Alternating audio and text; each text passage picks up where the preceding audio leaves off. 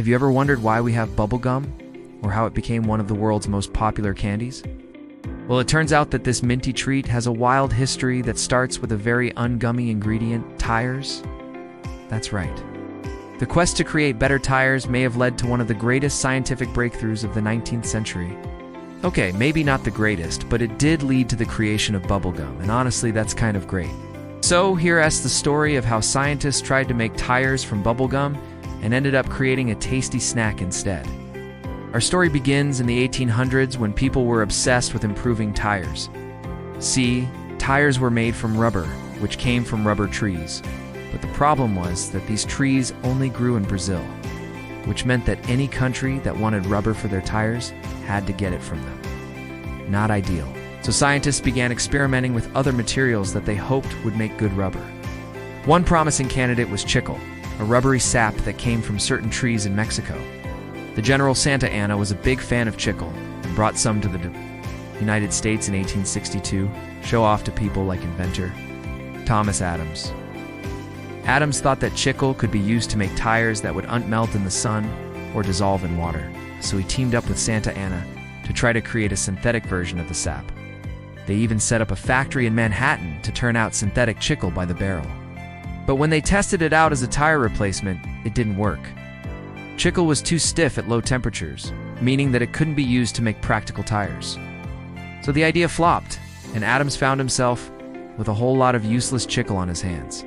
At first, he considered throwing it out, but then he had an idea. He had kids in his office, and he wondered if they would want to chew on the chicle. So he gave it a try himself and decided to sell the leftover chicle as chewing gum. It took off immediately. Kids loved the taste and the satisfying chew of the chicle, and it quickly became a hit. But that doesn't mean that the story of tire-flavored gum was over. You see, one of the main selling points of gum is that it's supposed to be chewy, stretchy, and capable of blowing bubbles, and chicle wasn't really built for that. But in 1928, a New Jersey man named Walter Demure accidentally changed everything. He was trying to make a batch of clear gum, but he added the wrong type of resin. But instead of being upset, he decided to give the gum to his kids and see what they thought, and they loved it. The gum tasted great and was incredibly stretchy and bubble-able.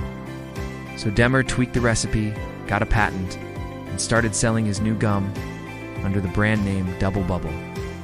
It sold out immediately. Of course, this wasn't the end of the story.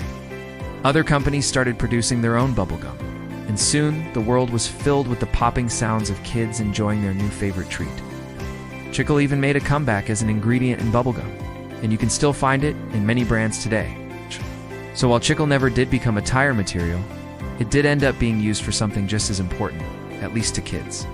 Not only does bubblegum taste delicious, but it's also a fun way to relieve stress and pass the time. So the next time you pop a piece of bubblegum, take a moment to appreciate the long and winding road that it took to get there. From failed tire experiments to kitchen science, the story of bubblegum is a reminder that sometimes our greatest successes come from our most unexpected failures. Speaking of unexpected, did you know that pineapples used to be rented as a symbol of wealth and power? Click here to learn more about this weird pineapple craze, or click here to watch one of our other videos.